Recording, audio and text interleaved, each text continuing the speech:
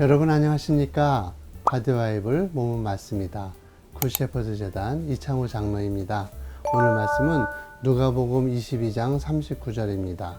예수께서 나가사 습관을 따라 감람산에 가심에 제자들도 따라갔더니. 오늘 말씀은 반복되는 일상 안에 진리가 있다입니다. 야구를 보면 그라운드 밖으로 넘어가야 좋은 게 있고 반드시 그라운드 안에 있어야 할 것이 있습니다. 공과 선수죠.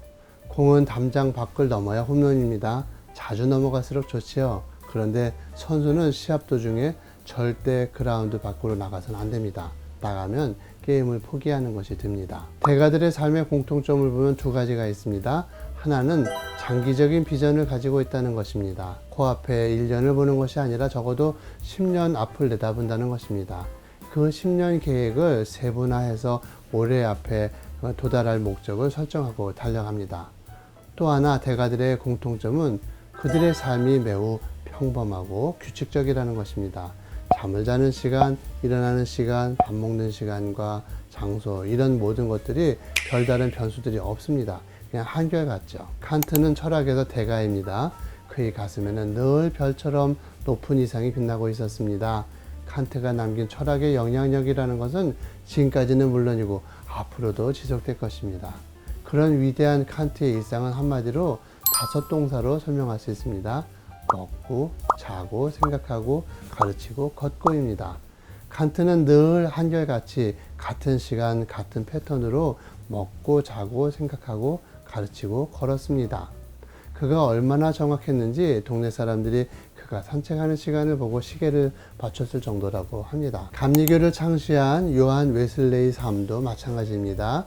감리교라는 메소디스트라는 말이 규칙주의자라는 뜻입니다. 웨슬리는 새벽 4시에 일어났고 하루 2번 기도하였으며 금식하는 날과 시간을 정해두고 있었고요. 이웃을 구제하고 선교를 하는 일에도 엄격한 시간과 규칙을 정해놓고 있었습니다. 예수님이 살아가신 라이프 스타일도 보면 대단히 평범하고 소박하셨습니다. 새벽 일찍 일어나셨고 제자들을 데리고 전도를 하러 다니셨습니다. 병든 자를 고치셨고 해가 지면 홀로 밤늦게까지 기도하러 나가셨습니다. 십자가를 지실 때까지 그 일상을 매일매일 반복하셨지요. 사람들은 일상 속에서 뭔가 특별한 일을 꿈꿉니다. 뭔가 짜릿하고 감각적인 재미나 감동이 일어나기를 기대하죠. 그러나 우리의 현실은 우리의 기대와는 다릅니다. 그렇게 짜릿하고 특별한 일들이 별로 없지요. 그렇게 되니까 일상이 무료해집니다. 일상을 탈출하고 싶어하는 본능에 사로잡히게 됩니다. 일탈하고 싶어지고 때로는 제도나 금기를 넘어서고 싶어합니다. 누가복음에 나오는 탕자가 집을 나간 것도 반복되는 일상의 무게에 지쳐갈 것 같아서였습니다. 집을 나간 후에 탕자는 깨닫습니다. 자신이 버리고 온 그 일상의 반복이 가장 소중한 순간이었다는 것을 깨닫습니다. 정작 사람에게 중요하고 소중한 것은 가슴을 설레게 하는 일탈이 아니라 무료해 보이는 반복과 단순한 일상의 무게를 수용하고 살아가는 것이구나. 내게 주어진 한계 안에서 자족하면서 살아가는 것이구나. 예수님은 누구를 찾아가셨을까요? 일상 안에서 소박하게 일하고 있는 사람들을 찾아가셨습니다. 일상을 떠난 특별한 생활 속으로 찾아가신 일이 없습니다. 베드로가 날마다 고기를 잡고 있는 그의 생업 전선으로 찾아가셨습니다.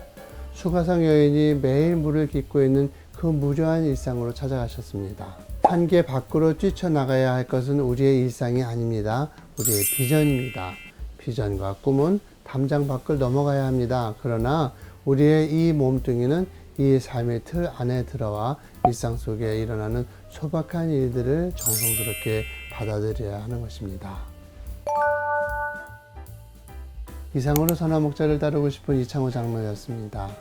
오늘 여러분에게 주어진 이 하루를 끝까지 정성스럽게 살아내시기 바랍니다.